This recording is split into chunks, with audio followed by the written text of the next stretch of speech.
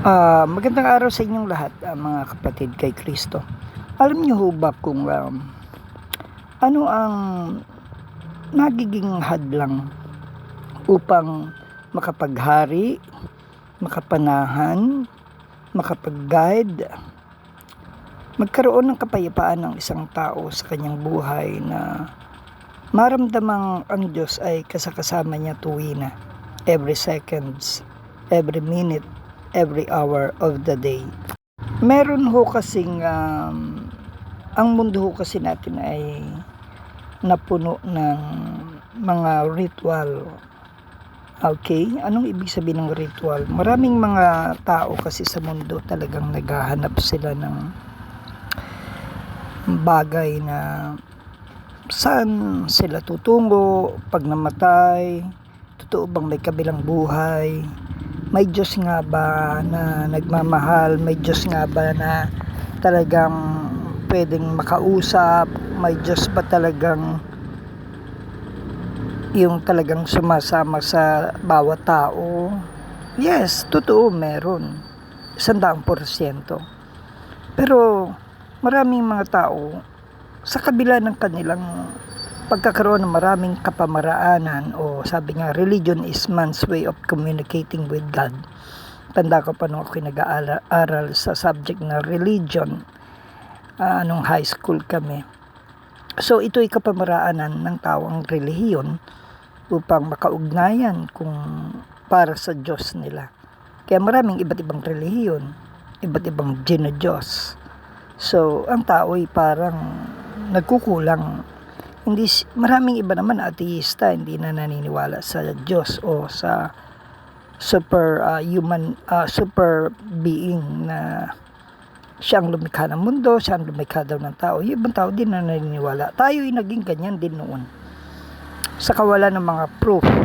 Bagamat sinasabi sa Bible na o sa Roma 1 at sa Hebreo na ang Diyos ay nangusap sa iba't ibang kapamaraanan, sa iba't ibang tao, sa iba't ibang kapanahunan sa mundong ito. Noon sa propeta, sa judge, sa mga hukom, sa hindi sa hari, sa hari, mga may propetang tagapagsalita ang Diyos sa mga hari. Kasi minsan patakbuhin din yung mga hari, matitigas ang ulo rin . So merong mga man of God talaga, gaya nila Abraham, Noe, mayroong mga matitino pa na mga ginagamit ang Diyos.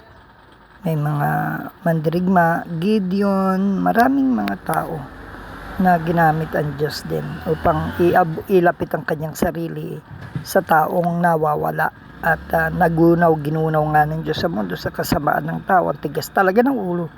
Alam niyo, ang hindi pagsunod sa magulang ay minsan na talaga namang sa magulang, kung iisipin nyo, masakit sa loob nila. Halimbawa, tumanda sila nung walang nag-alaga, matapos nilang mahalin, di ba? Parang humihingi ng kapalitan, no? Ang Diyos, kapag hindi nyo sinunod, isang sobrang malaking kasalanan na gawin nyo yung gusto nyo sa katawan nyo, sa buhay nyo, sa pera nyo, sa binigay niya sa inyo. Kaya ang Diyos mapagtampo yan, mapanibuhughuin at seloso yan, jealous God. Kung ikaw rin lamang ay hindi niya magagamit, may kalalagyan ng tao.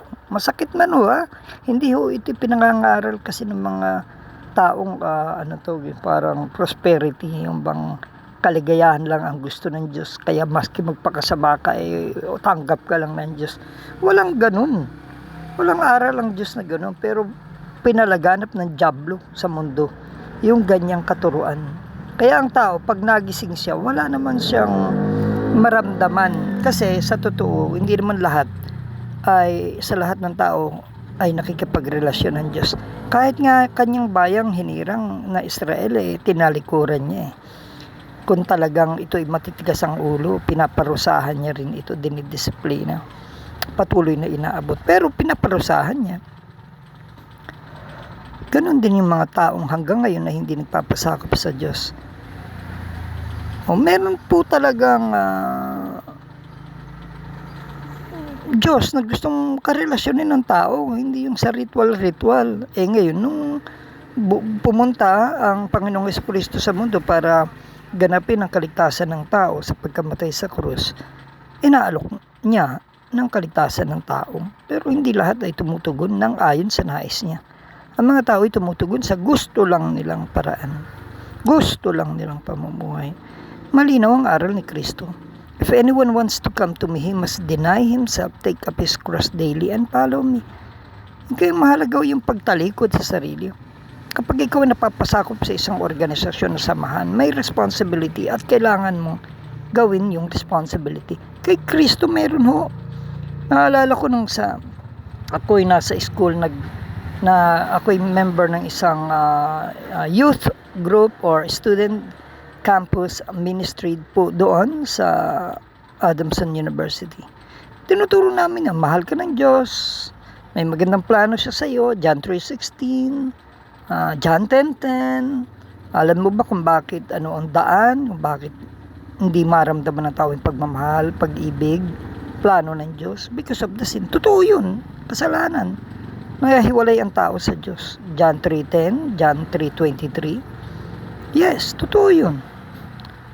Pero kung aakitin natin ang tao sa pagkakaroon lamang ng magandang buhay at plano ng Diyos, mamamali naman tayo. Baka naman yung patanggapin natin sa Panginoong Jesucristo ay tanggapin niya si Kristo para sa biyaya, magandang buhay, magandang pangako ng mga ngaral sa pulpito o sa anumang kalsada o eskwelahan, tatanggapin niya.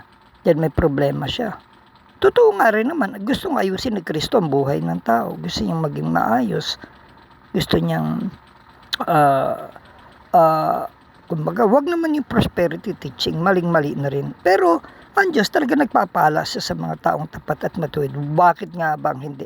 Pero sa paraan na pagpapala ng Diyos, baka akala ng tao, pagpayayamanin siya, hanggang magnakaw na siya, payayamanin siya at gusto ng Diyos yumaman siya. Mali naman na ho yun. Sa diablo na ho galing yun. Yan ang dapat nating diinan ng maling aral.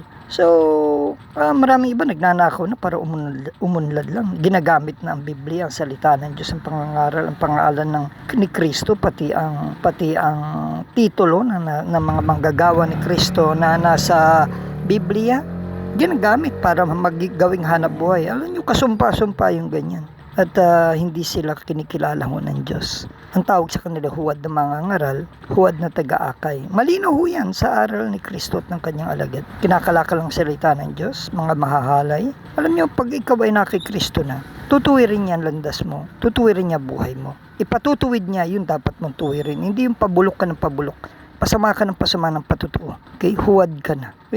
Madaling mag-akalang na kay Kristo, pero sa bunga natin makikilala kung bunga ni Kristo yan o ng diablo. May anak ng Diyos, may anak ng diablo. At mali yung mga tinuturo ng mga bulag na mga ngaral na hindi tinitingnan ng Diyos ang ating kilos, ang ating behavior. No? Tinitingnan niya yan at dyan niya ibabase kung tunay kang tumanggap sa Kanya, kung tunay kang pupunta ng langit, kung tunay kang ligtas. Hindi niya babasehan basta patanggap-tanggap ka lang. Nagsuko ka kuno ng buong buhay mo pero sa buhay mo hindi makita. Iba ho yun. Hindi. Kung nagtuloy ka sa kasalanan, hindi ka maliligtas. Dahil patunay yan na hindi ka patunay na nagsuko ng buhay. Hindi ka nagbabago. Ayaw mo baguhin. Ayaw mo magpalago. Ayaw mo sumunod. Tapos sasabi mo, tunay ka nagsuko. Hindi mo pwedeng utuin ang Diyos. Kaya nga may mga panalangin, paghahandog, pag-aalay na hindi ka tanggap-tanggap ang Diyos. Nabibingi ang Diyos kahit nga pagsamba awitan, sinabi niya na nabibingi siya pag hindi tayo genuine. Merong genuine, merong hindi ho. Tingnan mo sarili mo, genuine ka ba? Maraming iba nagsasabi, hindi naman ako genuine, ako'y nagkakasala rin. Di ayusin mo sarili mo para maging karapat-dapat. Hanggang dito lang, di ko na kayang baguhin. Ang dali lang naman, di magpalago. Tunay ng isuko ang buhay. Hindi ko kaya. Ikaw kaya mo, pero ako di kaya. Kaya, in fact, pinagpipilitan nga ni Pablo yan ang ating paglago. Hindi pwedeng hindi tayo lalago. Hindi pwedeng panay gatas lang tayo. Kailangan hard teachings na. Kailangan yung talagang kailangang turo ang dalhin natin at matutunan at isa pamuhay natin. Hindi mo sinasapamuhay yung nais ng Diyos. Tapos gusto mo sa Diyos ka. Malayo yun. Sa bunga makikilala ho. Kaya nga sabi ng Panginoon, hindi lahat ng tumatanggap ng Panginoon o tumatawag ng Panginoon maliligtas. Hindi lahat ng Kristiyano maliligtas. Yung tunay, ligtas ho yun. Forever, ligtas ho yun. Dahil kung tunay yan, binabago sarili niya, nagdidisiplina ng sarili niya yan, nagpapalago yan. Dahil yun ang aral eh. Dahil ka oras hindi ka lumago, hindi ka sumunod, hindi ka maliligtas. Yan yung aral ni Kristo, yung aral ng mga alagad na dapat tayong sumunod. Bilang katunayan ng ating tunay na pagsampalataya at pagpapasakop kay Kristo. Hindi pwedeng ikaw pa rin masusunod, jamod. Mundo pa rin ang susundan mo. Si Kristo na nga. Ngani, aming tao sa mundong ito, ang tawag dito ay naglilinis ng kanilang harapan. Sabi nga ni Kristo, maganda ang harapan, maganda ang bihis. Maganda yung lahat na makikita mo sa panlabas. Okay? Pero sa kaibuturan ng puso'y kasamaan at hindi tunay na pagpapasakop at pagsunod sa detalyadong nais ni Kristo sa pagpapamilya, pag-aasawa, pagiging magulang, pagiging tunay na anak. Hindi sila ganun. Hindi sila intentional. No? Pero maganda sila sa panglabas. Maganda lagi. Halimbawa, simbahan, pinagagandang mga kapilya. Pero sa pagpasok mo sa kaloob-looban, sa pamumuhay, masabi, no? Talagang walang Kristo sa buhay. Yes, maraming ito, ano ho ba ang gawain ng Diyos? Minsan talakayin natin. Mabilis na rin lang. Ang gawain ng Diyos ay ginagawa upang magpalago. Let us not forsake the assembling together. Upang tayo magkapag-encourage one another, magpalago. Hebrew 10:25. Wag. Pinapaalala na ang tunay ng mga anak ng Diyos, hindi yung mga kambing, hindi yung mga tupa, ay dapat magtipon upang makapagpalakasan, hindi makapagpayabangan upang magabayan sila ng taga-akay o meron man taga-panguna o sila. Okay? Naintindihan nila aral ni Kristo. Hindi ho sila na pag nabasa nila ay binabaluktot ng isa, yung isa naman pinapaliwanag ng tama. Yan ang mali. Kapag chapsuy ang pangangaral chapsuy ang discussion, ang Bible study, yabangan o ang nangangaral mga hindi matuwid, walang espiritu ng Diyos. Doon nagiging chapsuy at nabubulok yung sinisimulang gawain. Anyway, hindi naman lahat ng gawain ng Diyos sa Diyos eh. Yung iba naman kasi na itayo lamang for the sake na kumita pagkakitaan ng gawain ng Diyos. Ang Biblia, ang salita, ang aral ng Diyos, ang pangalan ni Kristo, ang pagiging alagad ni Kristo.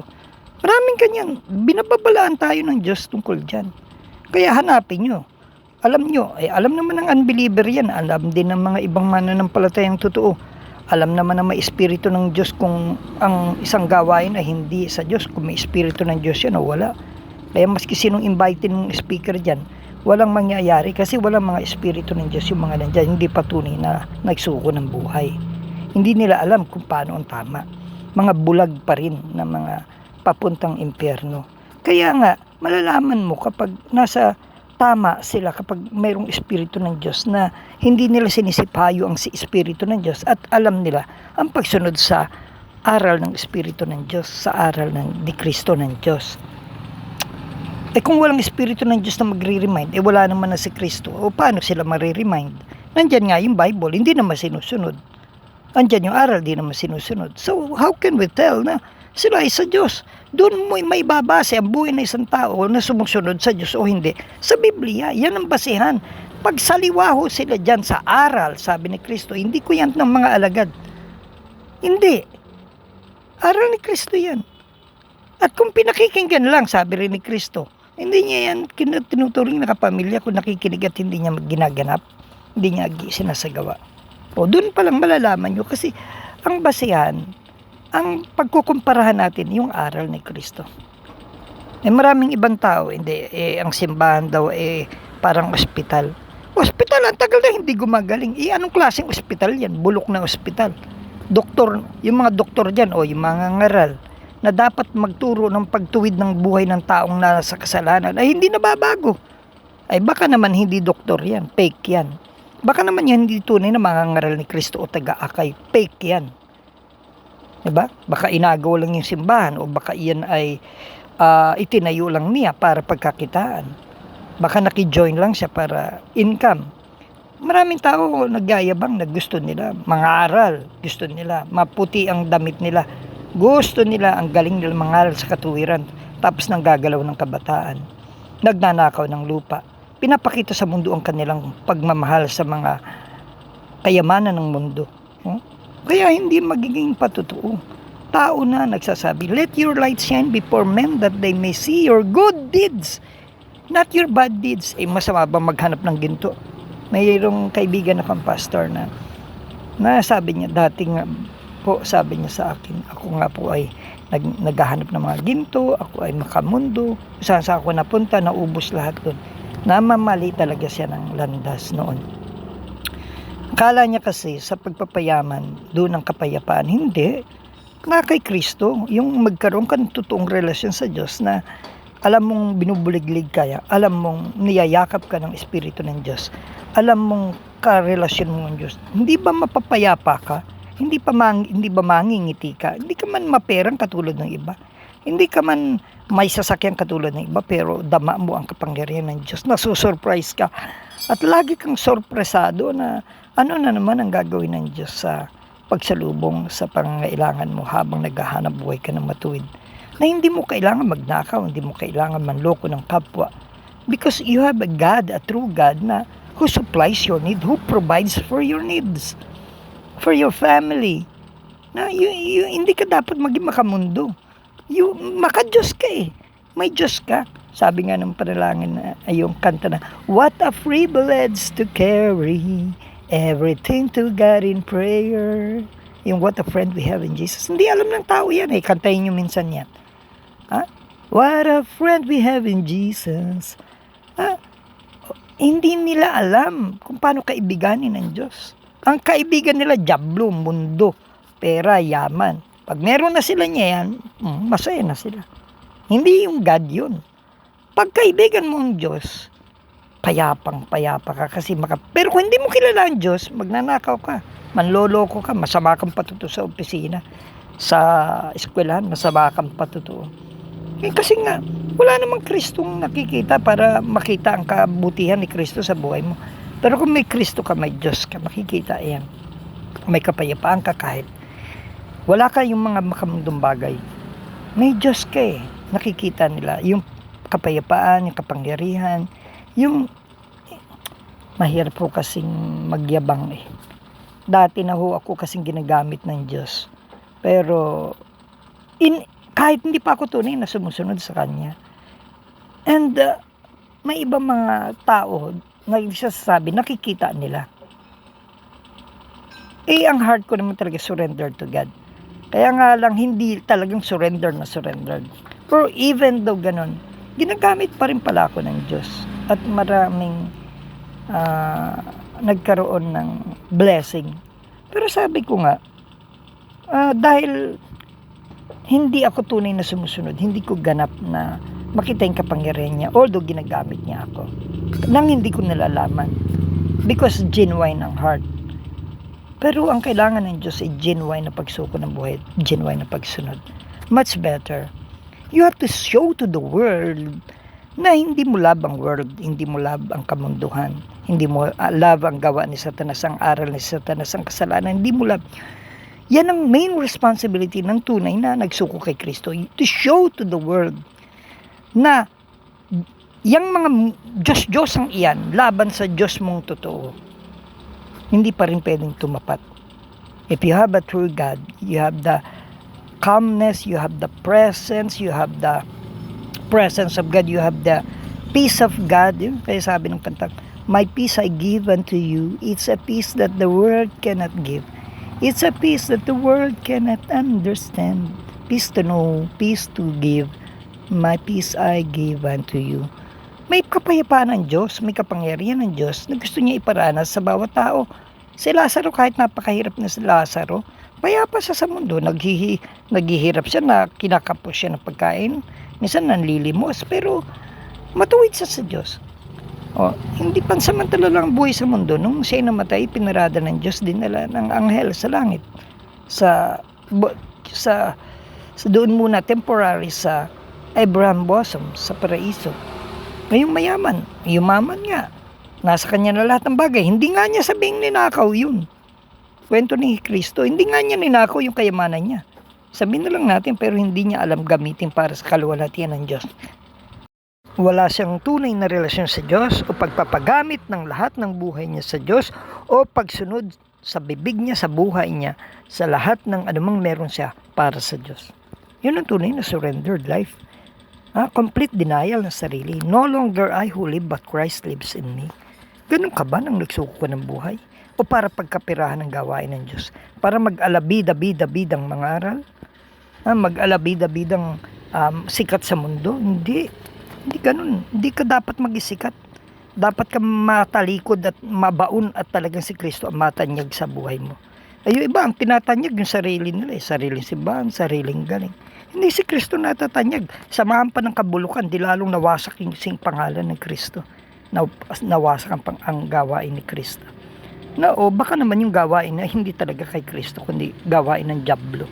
Gawain niya lang bilang tao. Kaya yung dapat na inaalok sana ng Diyos, hindi relihiyon kundi relasyon, tunay na Diyos na sasamahan ka, itutuwid ka, gagawin kanyang tao, gagawin kanyang ambassador, gagawin kanyang anak, kalarawan niya, gagawin kanyang example ng katuwirang kabanalan, paglayo sa kasalanan, gagawin kanyang example ng isang tunay na tagapaghatid ng kaligtasan sa mga tao, whether inak ka, bata ka, kabataan, gagamitin kanya para sa ikalulugod niya, no? The whole duty of a man is to fear God and do follow His commandments. Ecclesiastes. Ang tungkulin natin ay bumalik sa Diyos, gamitin ng Diyos, hindi gamitin ang buhay natin para sa sariling kayabangan, sariling pangarap, makapagyabang ka sa kabat, sa kaibigan. Hindi. Magawa mo yung yaman sa mundong lahat, nasa iyo. Kung kasalat ka man sa mundo, sa langit, sa mga bagay ng mga Diyos. Sabi ng Panginoon, walang silbi ang yaman ng tao. Ang buhay ng tao ay wala sa dami ng kanyang tinatangkilik. Walang silbi ang buhay ng tao. Makamtan man niya ang lahat ng yaman sa mundo kung pa-impyerno ang kaluluwa. Yan ang unahin. Mapalangit, hindi yung mapayabang ka sa mundo. Mapasikat ka sa sa kaibigan, sa community nyo. Ang daming tao. Hinahangad ang pagyayaman, pagkukurap, para sikat. Ang daming bahay, ang daming lupa. Maging okay ang kanyang mga anak na binuhay sa kayamanan, sa korupsyon, pero wala na sa Panginoon. Mamatay kayo lahat bukas. Sinong makikinabang ng tinangkilik nyo? Yung sinabi ng Panginoong Jesucristo na mayaman, tinibag niya yung kanyang bodega dahil puno na, magpapagawa siya ng malaki. Sinong makikinabang niyan? Kawawa ang mga taong nag-iipon dito ng kayamanan sa mundo. Sabi ni Kristo, kawawa kayong mga nag-iipon ng yaman dito sa mundo. Pero duka o wala naman kayo sa langit. Kaya ang tunay ng mga mangaral ni Kristo, tinuturo yan. Unahin yung bagay na makalangit. Pagtupad sa kalooban, katuwiran ng Diyos. Matthew 6:33. Yung ibang mangaral, hindi. Hindi nila tinuturo yan. Na maparangalan, luwalhatiin ang Diyos. Puro ang kanilang sarili muna. Secondary ang Diyos. Hindi pwede sa Diyos yun. Siya lang dapat lahat. Anong karapatan mo, ni buhay mo, ni katawan mo, ni ari-arian mo, ni kinakain mo, ni araw sa Kanya? Kung kunin niya buhay mo, mabaliktad ka dyan sa isang aksidente. Ang dami na aksidente ngayon. Kung hindi handa buhay mo, ni hindi mo pa kaalam, hindi mo pa karelasyon ng Diyos, ang alam mo, ritual ka lang. Nakakatakot. Kaya yan ang unang paghandaan. Yan sinasabi ko rin sa mga kaibigan ko rin. Marami ibang mga tao tayong mga hinandal din noon. Hanggang ngayon nabubuhay sa karumihan, nabubuhay sa kasalanan sa hindi pagsunod. Walang relasyon, walang espiritu ng Diyos. Yan pinapaalala ko rin sa kanila. Siguraduhin nyo may relasyon kayo dahil oras mamatay kayo nang wala kayong relasyon, nakirelasyon lang kayong hindi kayo sumusunod, marami kayong tagong kasalanan.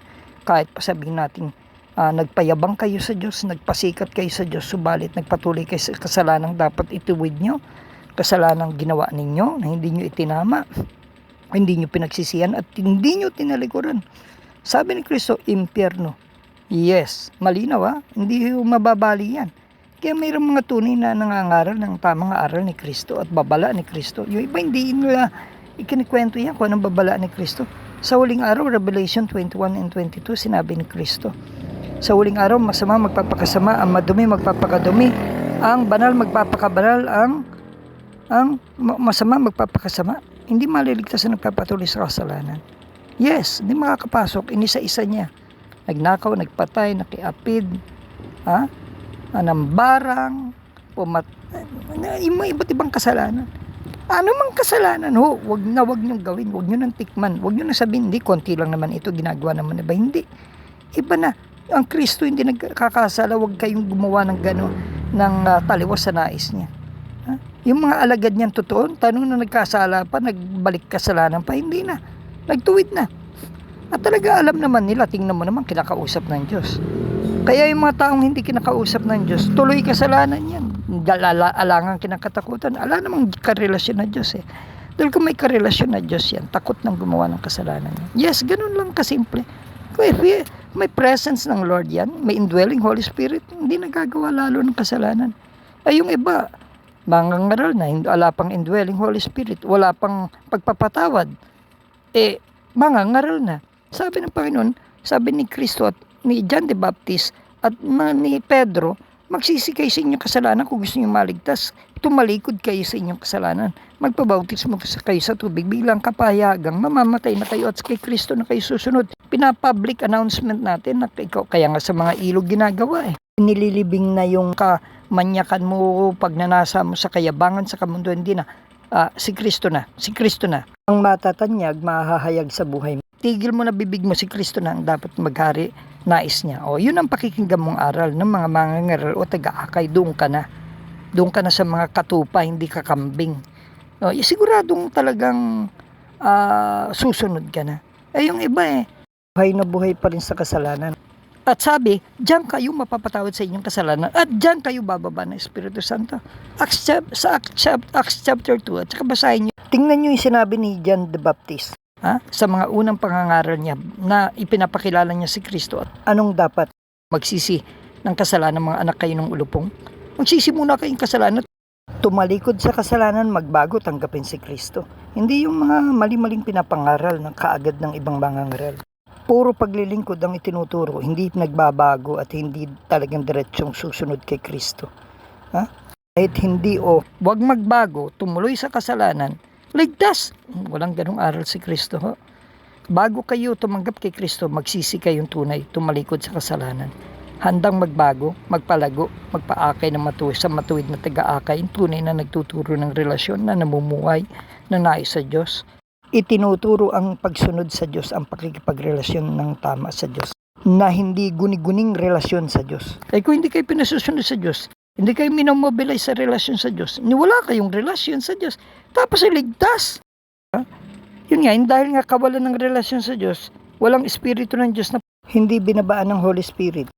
Yung ibang mga mangangaral, kaya pinapagawa na lang ng mga puro na lang ritual ang tao. Gaano na lang, naglilingkod na lamang sa mga iglesia kahit walang relasyon. Yun na lamang, baka maligtas. Pero hindi Dapat ang tao magkaroon ng genuine na relasyon ng tao sa Diyos. Sa pamamagitan ng tunay na pagsisisi, pagtalikod sa kasalanan, tunay na pagsunod, pagpapalago. Bago maging katanggap-tanggap ang kanyang gagawing mga paglilingkod na.